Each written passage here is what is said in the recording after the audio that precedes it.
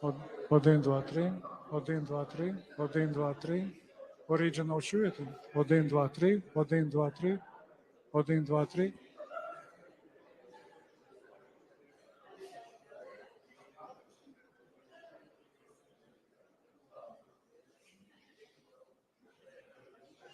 Один, два, три. Один, два, три.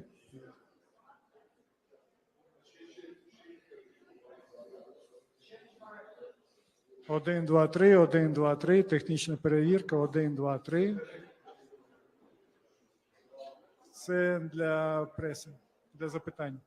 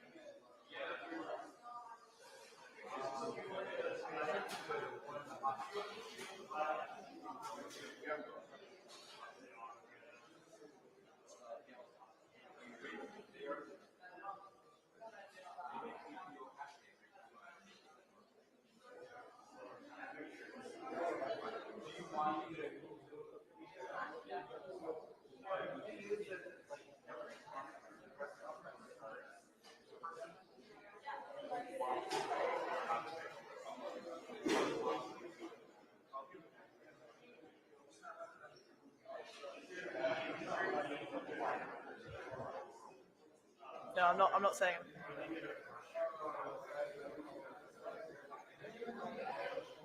Do you want me to move over?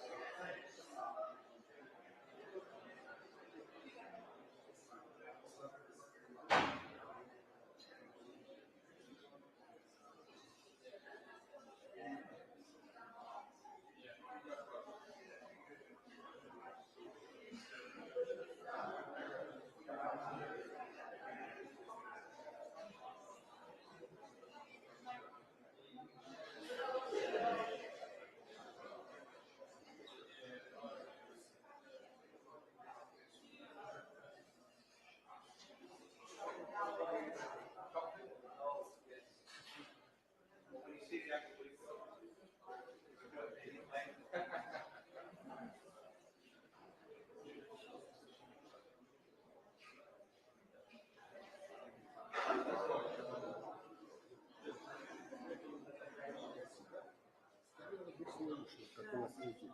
Кто вот это? Это его охрана, никто не знаю. Ну, то есть это микрофон или телефон? Я не знаю. Можно нажать? Да? Хорошо? Можете підійти на секундочку? Так,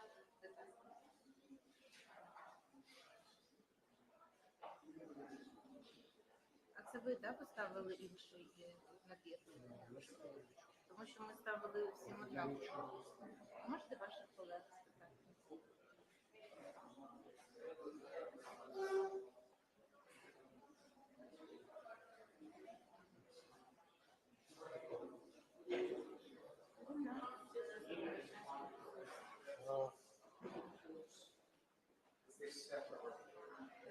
This is the secretary. This is the secretary. It's okay. Yep. Yep. I tested it. It works. Yeah. Yeah. Thank you. Yeah. Yeah. This is the secretary. We tested it. We tested it again. To be sure.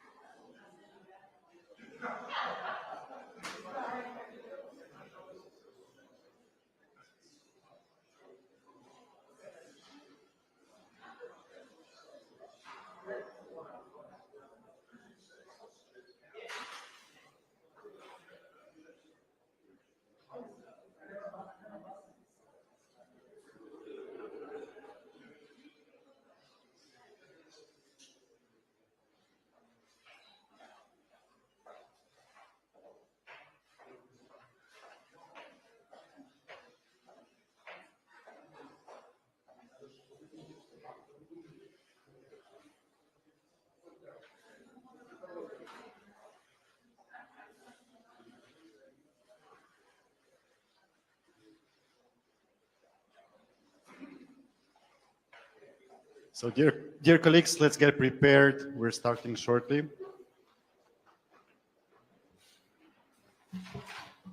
You might need headphones, Excellencies.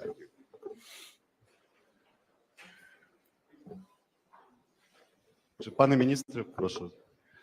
Доброго дня всім.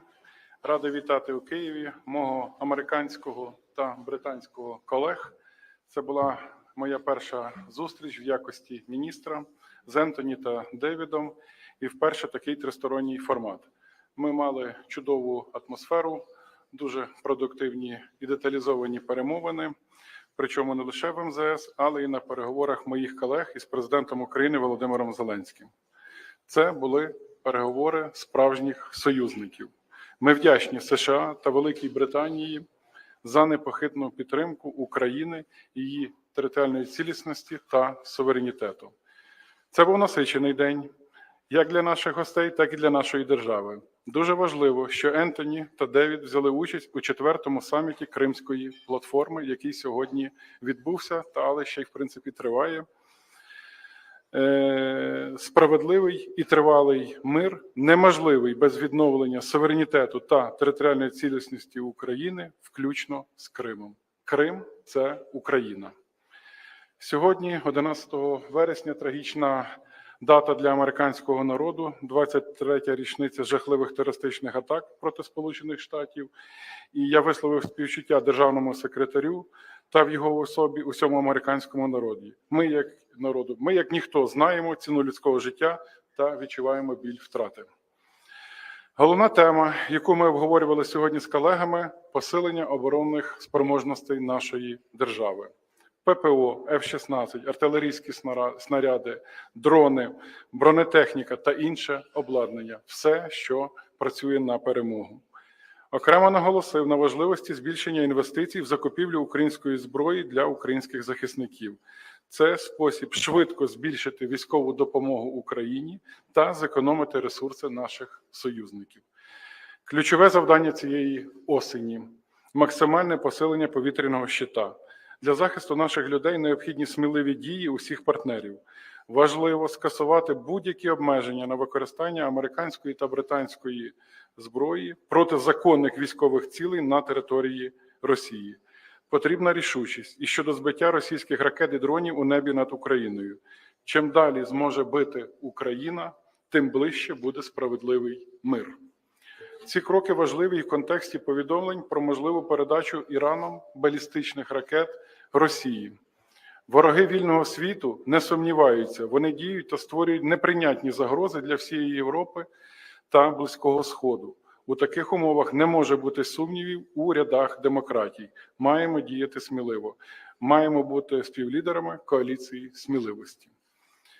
Необхідно посилювати санкції проти Росії та закрити повністю будь-які лазівки для їхнього обходу. Маємо повністю закрити Росії доступ до ресурсів для продовження війни. Важлива і подальша робота над використанням заморожених російських активів задля підтримки України. Росія має заплатити. Міжнародне право надає всі законні підстави для використання не лише прибутків відсотків, але й самих активів. Закликаємо до рішучих спільних дій.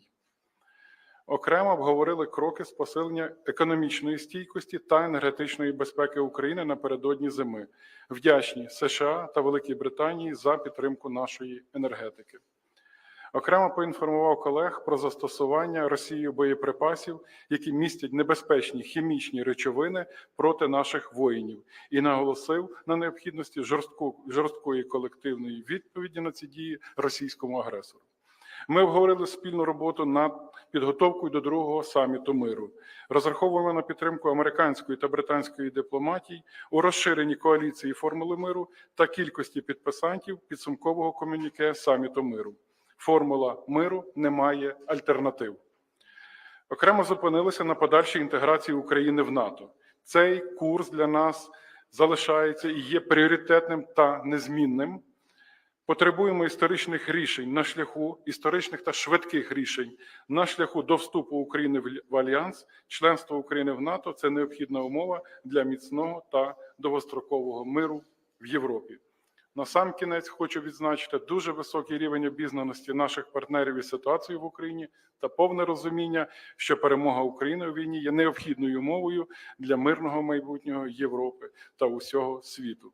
Дякуємо нашим найближчим союзникам за лідерство у підтримці України. День був дійсно насиченим і продуктивним. І передаю слово своєму американському колезі Ентоні Блінкен. Well, Andrii, thank you very, very much. And thank you for your hospitality today, but also thank you for the very good work we've been able to do today. I was very pleased as well with David Lammy to be able to spend time with President Zelensky and other colleagues. And the Foreign Secretary and I came to Ukraine today to really hear from our partners how we can continue to work together to help Ukraine defend its people, defend its territory through the fall fighting season into the winter as Putin continues his vicious war of aggression. And also how to continue to set up Ukraine for success as a strong, independent country for the long term. We're going to take what we learned back to President Biden in my case and the Prime Minister in David's case. The two of them will meet in just a few days' time in Washington to discuss how our countries will continue to support Ukraine. And we'll also use what we learned to further rally support among many countries that are behind Ukraine. We'll be at the UN General Assembly in just a couple of weeks' time. We'll be meeting with many allies and partners as well who are in NATO, the G7, the compact of states that have signed bilateral security agreements with Ukraine. All of this is happening in the coming weeks. It's important that the Ukrainian people continue to hear directly from us. We remain fully committed to Ukraine's victory, to not only ensuring that Ukraine can defend itself today, but can stand on its own feet strongly, militarily, economically, democratically, for many, many days ahead, to securing the path the Ukrainian people have chosen toward greater integration in the Euro-Atlantic community, including the European Union and NATO, to getting a just and lasting peace. The bottom line is this: we want Ukraine to win, and we're fully committed to keep marshaling the support that it needs for its brave defenders and citizens to do just that. Now, support for Ukraine will endure because it doesn't depend on any one country, any one party, any one election. Here today, the United States, the United Kingdom are united in support of Ukraine and its success. But we're united along with dozens of other countries, including the enduring coalition of more than 50 countries that have provided more than $100 billion in security aid to Ukraine since February of 2022 and continue to materially support Ukraine today. Our message, our collective message to Putin is clear. Our support will not wane, will not break. Putin will not outlast the coalition of countries committed to Ukraine's success, and he is certainly not going to outlast the Ukrainian people. They've never wavered in their belief that they, and they alone, will decide their future. Now, we have challenging moments. This is a challenging moment as well, with an expansion of attacks from Russia, pummeling Ukrainian cities, citizens, infrastructure with monstrous brutality. And now Putin's further empowering his aggression with the acquisition of Iranian ballistic missiles. So we're working with urgency to continue to ensure that Ukraine has what it needs to effectively defend itself. At the NATO summit back in July, President Biden promised 5 strategic air defense systems and dozens of tactical air defense systems. We've delivered on several of those strategic systems. We're fully working to meet the commitment in the coming weeks, and will continue to add to Ukraine's air defense systems. We've also supported and trained the F-16 program that is now flying over Ukraine. The United States continues to be the largest provider of security assistance to Ukraine and to lead the international coalition in support of its defense. As we're meeting here today, we're again seeing Putin dust off his winter playbook, targeting Ukrainian energy and electricity systems to weaponize the cold against the Ukrainian people. That's why today we're announcing $325 million in new funding to help repair Ukraine's energy and electric grid, And we'll rally additional support from the G7 plus countries when we have a meeting of the Energy Coordination Group in the next couple of weeks. I'm also announcing today $290 million in new humanitarian support to help provide vital services like safe drinking water, food, shelter, medicine to millions of people in Ukraine and around the region who've been displaced by Putin's war. And finally, we're announcing $102 million in additional funding in humanitarian demining to help remove landmines and unexploded ordnance that Russia's left behind across Ukraine. Now, support for Ukraine's defense and recovery is not only coming from Ukraine's partners.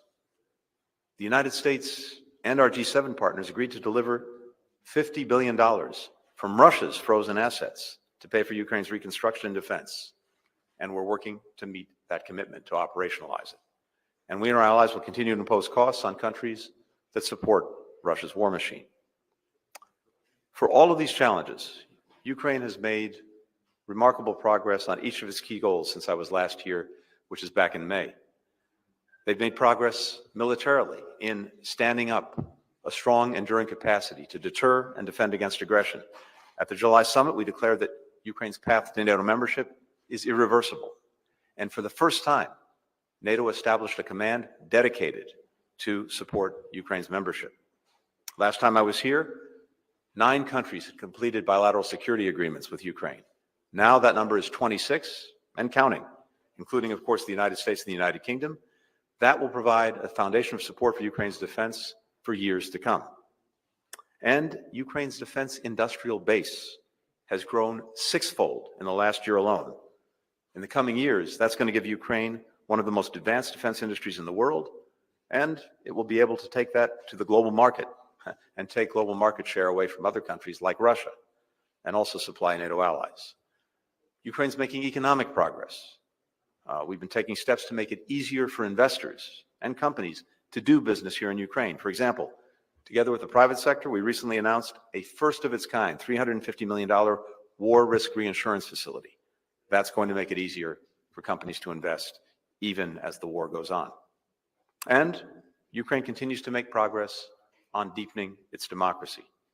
It's taken important steps, including the Rada recently passing a law to reform oversight of financial crimes, expanding the number of judges on the anti-corruption court, delivering prosecutions in high-profile corruption cases. The active engagement and leadership on the part of Ukraine's engaged and committed civil society has been crucial to this progress. Now, more work needs to be done on reform. Ukraine needs to ensure investors and businesses that they're treated fairly and don't have to compete in a gray market. Ukraine needs institutions that are independent, effective, and free from political interference. That's crucial for the National Anti-Corruption Bureau, for its regulatory bodies and the boards of state-owned enterprises, and for the customs legislation that's currently before the Rada. These and other reforms Ukraine is pursuing because it's in Ukraine's interest to do so. It's what the Ukrainian people want. It's also essential as Ukraine moves down the path to the European Union and to NATO. The enduring commitment of the Ukrainian people is one of the main reasons that we're confident Ukraine will keep moving forward. No matter how great the obstacles thrown in their way, Ukrainians have demonstrated time and again that nothing can stand in the way of a people committed to shaping their own future. Thank you, Lammy, for welcoming me here to Kyiv. And thank you, Tony, for joining me on this important and historic visit. I last visited in May, and I return today at a vital time because we are united in our ironclad support for Ukraine. For 2.5 years, you have bravely and fiercely defended yourselves against Russia's full-scale invasion. But as we heard today, Putin's ugly attempts to restore the Russian Empire began much earlier with the illegal annexation of Crimea 10 years ago. Putin claims he wishes to liberate Ukrainian civilians, but he denies the right of their nation to exist. He has sent in tanks and soldiers to enforce his diktat, and he inflicts horrors on Crimea and other regions of Ukraine under the Russian yoke, with stories of forced disappearances, sinister re-education camps, and torture. Putin's barbaric actions are the latest example of a very old and evil story. One of my ancestors was taken from their home, enslaved, chained on a ship, and forced to work for the profit of a foreign empire. He knew only too well what imperialism was. No act of authoritarianism is ever exactly the same. But 80 years after Stalin deported the Crimean Tatars, 240 years after Catherine the Great annexed Crimea, Putin has revealed the same arrogance, the same greed, the same disdain for the rights of other individuals and nations. This is imperialism. This is fascism.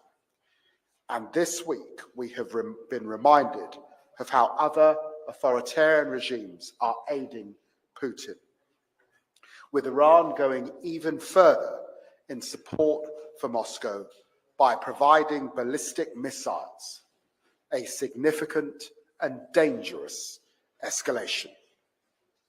Britain and the US and our partners have responded quickly to Tehran's undermining of global security.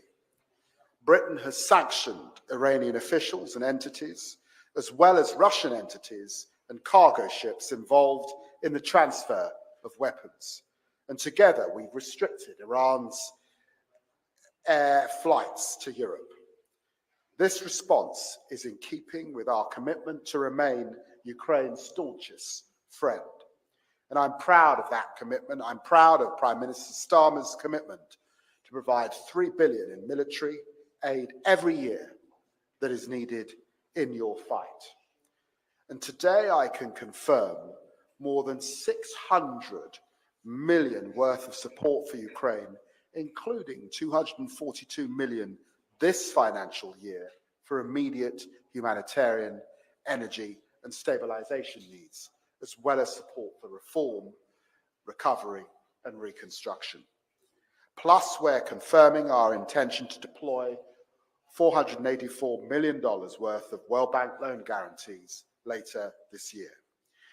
And the UK is speeding up military deliveries with air defense missiles, equipment of F-16 fighter jets, AS-90 self-propelled guns, and spare barrels, military boats, and maritime guns having now been delivered.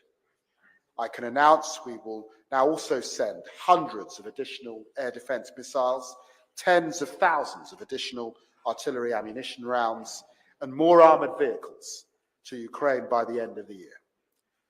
But I am most proud of the unity we and our allies have shown in support for Ukraine. And that is why our joint visit today, the first joint visit of its kind for well over a decade, is such an important signal. Together, Britain and our allies are united in our commitment to Ukraine, to freedom, to victory, because we both recognize what is at stake here, not just the liberty of Ukraine, but the security of Europe and the security of the West, and indeed the very principles that underpin the UN Charter, on which rests the international order as it stands, which has brought peace and prosperity to so many. It's good to be with here. It's good to stand with you. Thank you very much. Thank you, Excellencies. We'll now take a few questions, starting with Michael Birbaum from WAPO. I only have one microphone, so. Thanks very much. Michael Birnbaum from the Washington Post. Mr. Secretary, Mr. Foreign Secretary, question about ATACMS. How, and long-range missile Storm Shadows, how worried are you at this point about managing escalation with Russia based on your conversations today? And does the Ukrainian desire to use attack and Storm Shadow's long-range missiles against the Kerch Bridge that connects Crimea to mainland Russia make sense to you strategically? And what's your personal view of whether Ukraine needs this long-range capability of striking into Russian territory, especially now that, as you say, Iran has facilitated Russia's ability to strike more deeply into Ukraine? And Mr. Foreign Minister, former President Donald Trump was asked a couple times last night at the debate whether he was committed to Ukrainian victory. He said he wanted the war to end as quickly as possible, but he didn't say yes to victory. I wanted to ask what you made of that and what kind of plans you are making in case there is a change in U.S. policy sometime soon. Thanks a lot. Michael, thank you very much. I'm happy to start. First, we had a very good discussion today with the Foreign Minister, with President Zelensky, with this whole team about the situation on the battlefield, Ukraine's objectives, and what it needs to succeed going forward. And among other things, we discussed long-range fires, but a number of other things as well. And as I said at the outset, I'm going to take that discussion back to Washington to brief the president on what I heard. I know that David's doing the same. And both of our bosses, no doubt, will discuss this when they meet later this week, actually on Friday in Washington. Just speaking for the United States, from day one, as you've heard me say, we have adjusted and adapted as needs have changed, as the battlefield has changed. And I have no doubt that we'll continue to do that as this evolves. You referenced escalation. Of course, that's one of the factors that we always consider, but it's certainly not the only factor, and it's not necessarily a dispositive factor. We have provided, as you know, extraordinary support to Ukraine over these more than 2 years. Not just training, not just money, but among our most sophisticated weapon systems, again, tied to what their needs are, tied to what can make them most effective. And I think the track record is there. We're determined to ensure that they have what they need to succeed. And when it comes to escalation, you made the point yourself. We've seen Russia now pursue and indeed escalate its attacks inside Ukraine on civilians, on energy infrastructure, as well as on the Ukrainian military that's defending its country. And we've now seen this action of Russia acquiring ballistic missiles from Iran, which will further empower their aggression in Ukraine. So if anyone is taking escalatory action, it would appear to be Mr. Putin and Russia. I'll leave specific targets and questions for the experts. And of course, I don't have personal views. I have professional views in my capacity as Secretary of State. And I'll be sharing what we've learned on this trip with the President in the coming days. The escalator here is Putin. It is Putin who has escalated this week with the shipment of ballistic missiles from Iran. And we're seeing this new axis. Russia, Iran, North Korea. We urge China not to throw their lot in with this group of renegades. Renegades, in the end, that are costing lives here in Ukraine. So it's been very important for me to be here with Secretary Blinken, to meet, to listen, to learn, to strategize, yes, and to be able to inform the UK Prime Minister as we head out to Washington for further discussions. I'm also minded that as we head into the autumn, we have the UN General Assembly, where we're meeting with allies and parts of global majority countries, also to ensure that we have that support for Ukraine as we head into the late autumn and the winter. we have the G20, other forums, and we've wanted to talk about how we build on those opportunities going forward and how we put Ukraine in the best possible position as they head into a winter. And that has been the basis of the discussion. But let us be clear, we've not just talked about military support. We've talked further about sanctions. We've talked further about the humanitarian needs. We've had a detailed conversation about energy because of horrendous Russian attacks on energy supplies here in Ukraine. So this has been a breadth of conversation across the board about very strong allies and about our commitment. The UK commitment is not just for this winter. We're talking about a 100-year partnership because we stand with Ukraine for the long haul. Я повністю поділяю оцінки, які щойно прозвучали, це щодо ескалації. І з свого боку додам. Я дуже добре пам'ятаю, коли перед кожним принциповим рішенням щодо постачання нового чи нової якості типу озброєння для України постійно стояло питання ескалації, але рішення приймалось.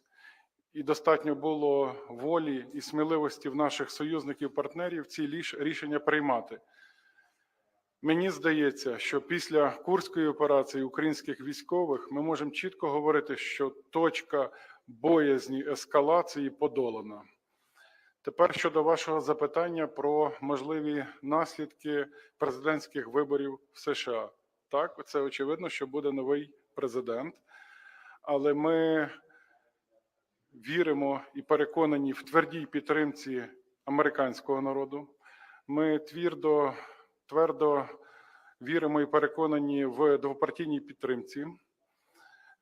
І ми чітко віримо і переконані в тому, що досягнення справедливого, всеосяжного, тривалого миру в Україні – це теж стратегічний інтерес Сполучених Штатів Америки, який буде збережено. Тому що ми захищаємо спільні цінності, ми захищаємо спільні демократичні цінності і віримо і переконані в стратегічному демократичному лідерстві США. Дякую. Emma Murphy, ITV. Emma Murphy from ITV News. If I could pose a question to you, Foreign Secretary, and also you, Secretary of State, with regard to President Zelensky's comments today. He said that he would like to see a strong decision on the use of long-range missiles into Russia. How confident are you that you can take a message back to your superiors that will convince them of the need for that and get over divisions within your own governments potentially about the risk of escalation? And also, Mr. Foreign Secretary, could I ask how important it is to Ukraine on the battlefield that the long-range missiles are allowed?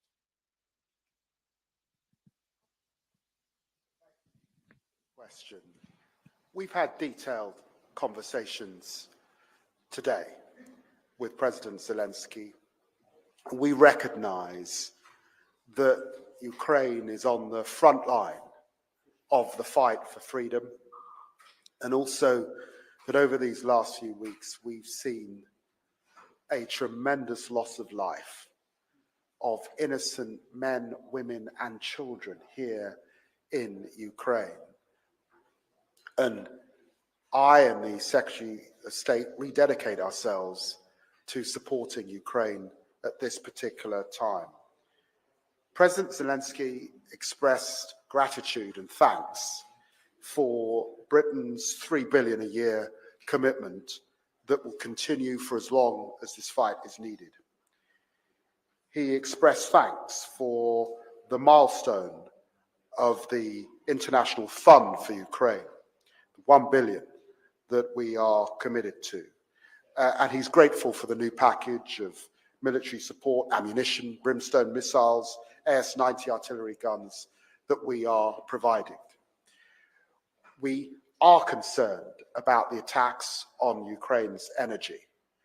We are concerned about these glide bombs. We are concerned about the drones. We're very concerned about the escalatory action that we're seeing from Iran particularly.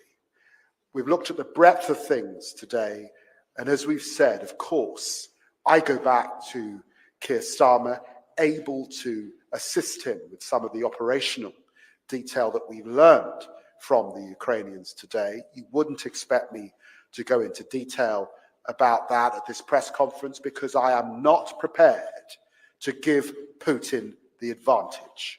But as the closest of allies, we look forward to the discussions we will have, not just on Friday, but discussions, I suspect, that will go on over the next few weeks as we head also to the UN General Assembly. Good evening, the public broadcaster of Ukraine, Valeria Pashko. So, Minister Sybiha mentioned Ukrainian path to NATO. So, is it possible that allies ready to invite Ukraine to join NATO maybe this year?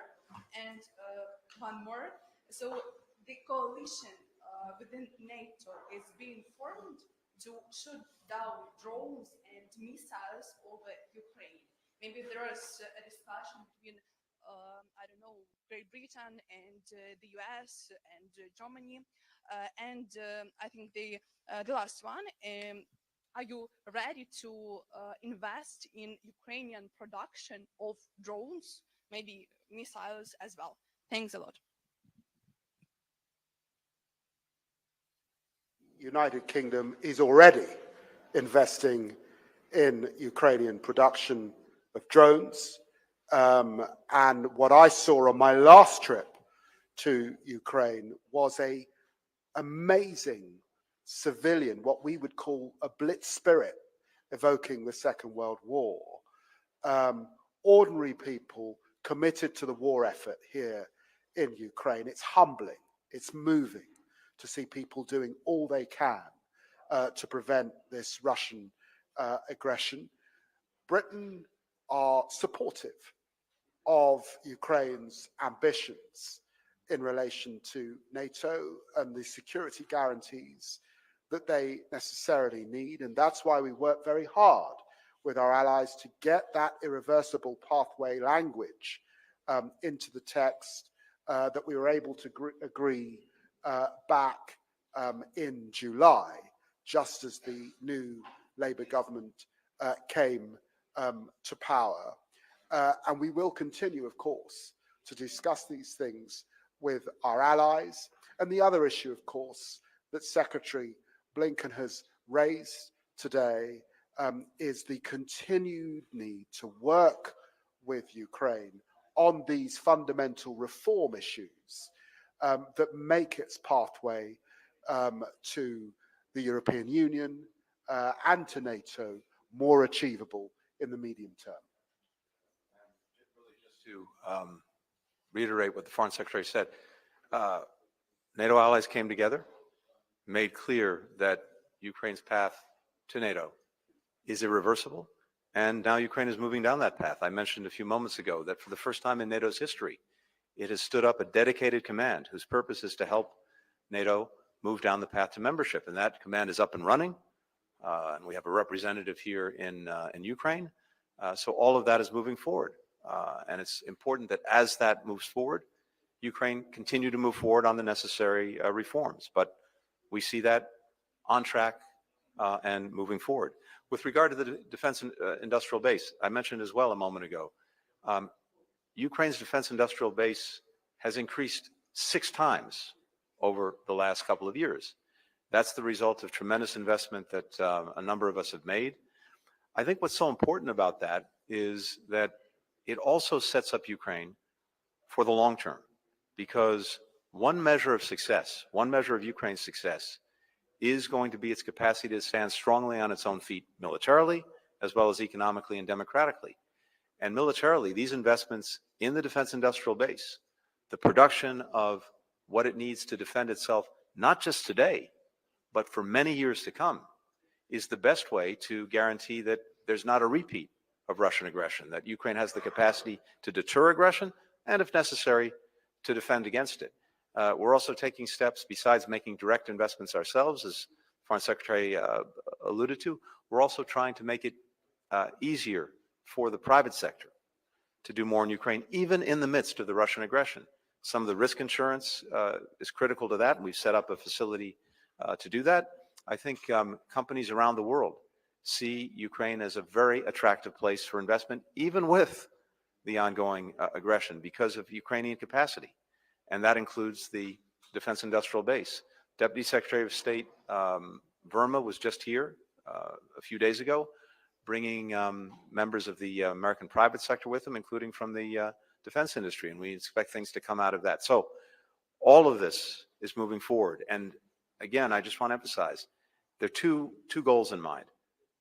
Make sure that Ukraine has what it needs now to deal with the ongoing Russian aggression, but also make sure that it has what it needs to have an enduring success, to be a strong, independent country, increasingly integrated with the institutions of the Euro-Atlantic community, including the European Union and including NATO.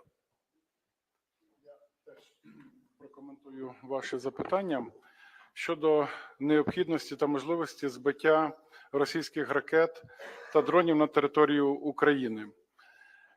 Вже є непоодинокі випадки порушення російськими об'єктами повітряного простору сусідніх країн НАТО.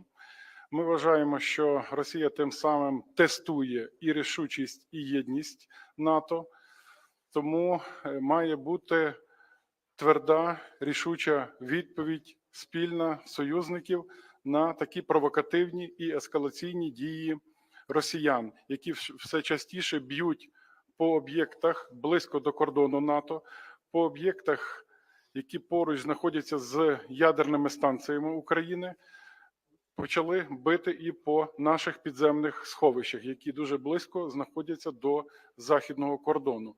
Нагадаю, що у нашій безпековій угоді, яку підписав президент Зеленський з Туском, є пункт, в якому передбачається практична фаза консультацій між союзниками щодо вивчення можливості збиття ракет на територію України. І ми вважаємо, що це би був гідний і правильний крок на цьому напрямку. Сьогодні я мав розмову з генеральним секретарем НАТО, і я йому подякував за його публічну тверду позицію щодо такого рішення.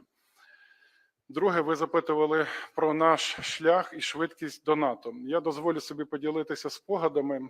Я був поруч з Зеленським в бункері після 24 числа, і на другий день президент Зеленський прийняв рішення подати офіційну заявку стати асоційованим членом Європейського Союзу. Це, щоб ви просто розуміли логіку і той дух, який панував. Російські війська в цей час стояли під Києвом, лунала канонада. Але з тих стратегічних розумінь таке рішення було прийнято. На четвертий день ми підготували необхідні документи в дуже вузькому форматі і подали цю заявку. Через півроку ми отримали цей статус, виконавши по дорозі необхідне домашнє завдання і необхідні вимоги. Тому ми потребуємо і швидких, і історичних рішень щодо наближення України, щодо наближення членства України в НАТО. Якщо буде така політична воля, ми готові і сьогодні стати членом НАТО. Дякую.